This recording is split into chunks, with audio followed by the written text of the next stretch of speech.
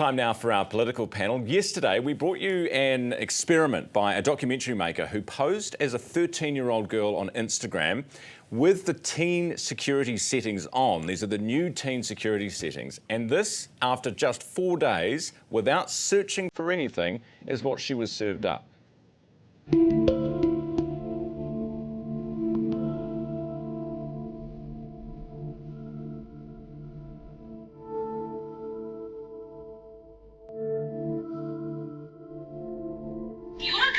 You are insecure about absolutely anything, then I need you to stop what you're doing and watch this video.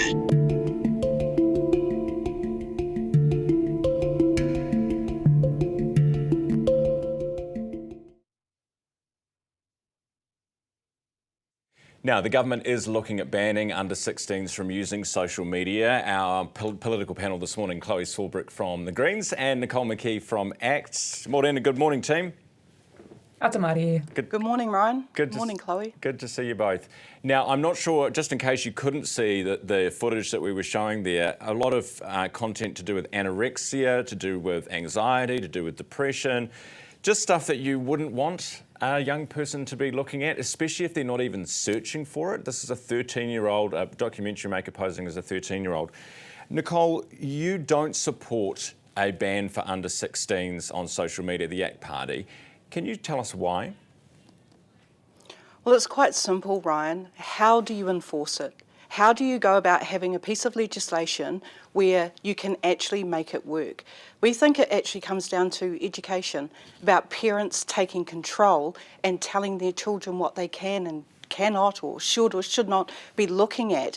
Actually take an interest in what your kids are searching up online, because it's not just as teenagers, it's also as adults. So get some good habits in early rather than trying to legislate habits. Because, Chloe, the Aussies are having problems with this themselves, right? How do you actually age verify somebody in the first place? Yeah, I mean, this is one of the points that the Greens have made with regard to practical implementation, but I think that the bigger problem actually is regulating these platforms themselves. I think it's kind of akin to in a climate crisis, we're looking at individuals, regular people, looking at calculating their carbon footprint as opposed to us regulating the use of billionaires and their private jets, right? So we need to look at the core issue here, which is these platforms that are designed with these algorithms to create these kinds of emotions in our young people, which in turn produces more use of these social media platforms, but obviously incredibly detrimental outcomes in society.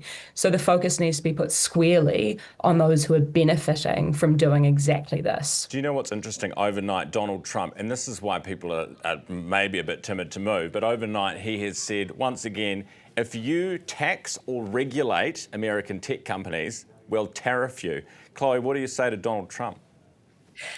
I guess that this is more a question for us as Aotearoa New Zealand. Who do we want to be in this international landscape at the moment? Do we want to stand on our legacy of being principled and consistent?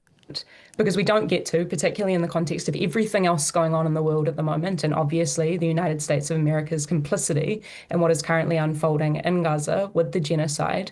Do we want to be principled and consistent and stand on our values as we have for the last 40-odd years? And that really is a question for this government. Yeah. Nicole, what do you think? Would you risk, I mean, if regulating big tech came with a tariff price tag, would it be worth doing? Well, President Trump will do what President Trump does, and that includes changing his mind on what he sees as significant and what he doesn't. This actually comes back to New Zealand and what we do here. What are our kids looking at? What are we allowing them to look at? And what sort of controls can we as parents put on our children? Because that's what it comes down to, Brian. I've got 4 kids. They don't live on social media. They were brought up in the outdoors. They go out there and they interact with people face to face. And that's what we need to get back to in New Zealand society. Get off our screens and start having human interaction again. Yeah, I think that's probably good advice just generally. Hey, Nicole, staying with you for a second on rural lending. We know farmers have been saying that banks are overly restrictive with lending. We know that they pay higher interest rates than town folk on rural lending.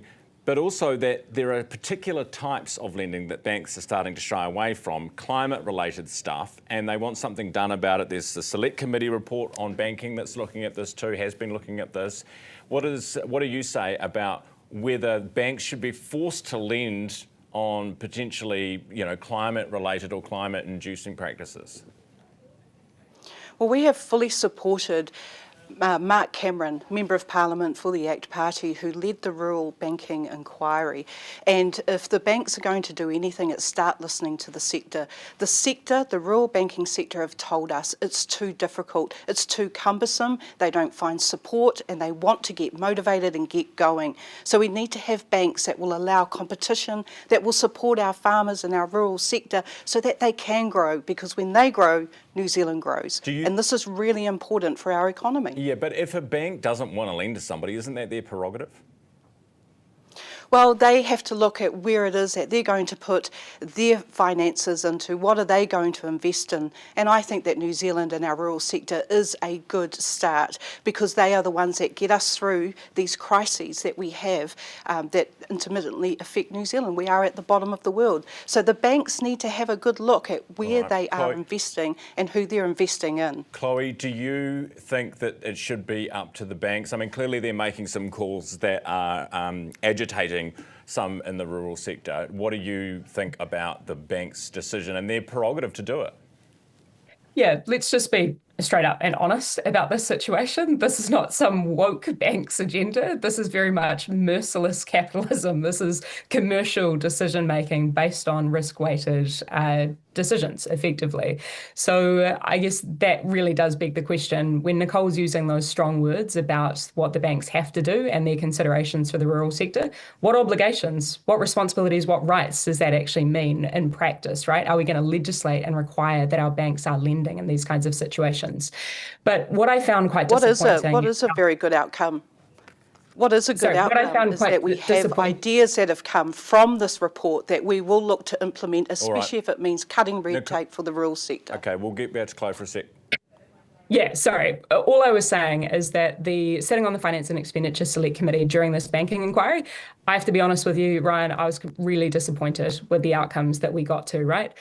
There was this bizarre notion that apparently the only way that the government members were willing to consider that we could superpower up Kiwibank to be able to compete properly is to basically privatise it, and therefore end up with the situation we currently should have, where we have 4 of these massive Australian-owned banks that are extracting excess profits to the tune of $10 million a day from New Zealanders. We're now on a trajectory to potentially 5 of these major banks.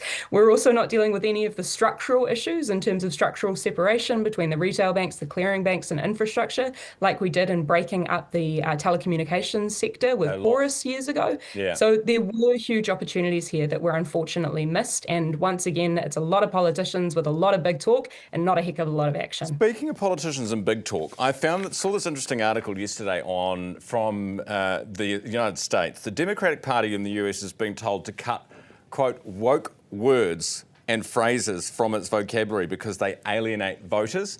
This is from a centre-left think tank, by the way, called Third Way. They've got a list of 45 words. I wonder if any of you, either of you have... I'm going to play bingo. I didn't want to say... Yeah, I'm glad you said that, Chlöe, yeah. So here are some words. Triggering, othering, microaggression, holding space, norms, heteronormative, allyship, and involuntary confinement, which I'm assuming is a woke word for prisoners. Do you ever used any of those words, Nicole? I hope not. I'm sorry, Ryan, but I come from a generation where woke words didn't exist. I use real words.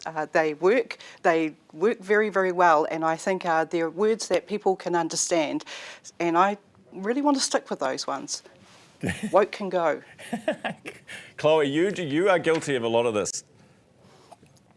I expected that that's where you were going with this, Ryan. But look, this is part of the reason that I have, over the last few years, been making the point particularly that there is no point being right on left of politics if we are not building the trust necessary to actually go about creating the social change that all of us say that we believe in. There is no point being right if we are left clinging to our mountains of evidence when the last tree is cut down.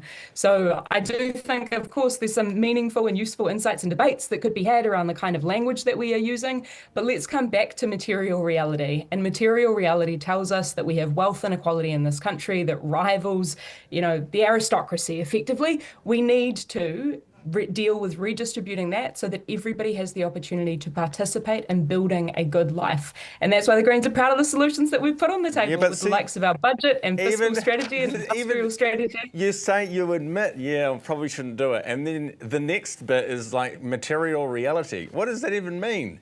Well, it's talking about the tangible stuff in people's lives. We're talking about people's ability to have a house, have a roof over their head. Do you think we're talking about people's access to schooling and to education, to the infrastructure that should work, to healthy water that should come out of Ryan, I think we can get all of this, Ryan. We can get all of it, and we can use plain English and not have to use woke words to do it. It's really simple. Just get on, get moving, grow the economy, and do it with using English, the plain words, saying plain that, language. And then they're doing the opposite.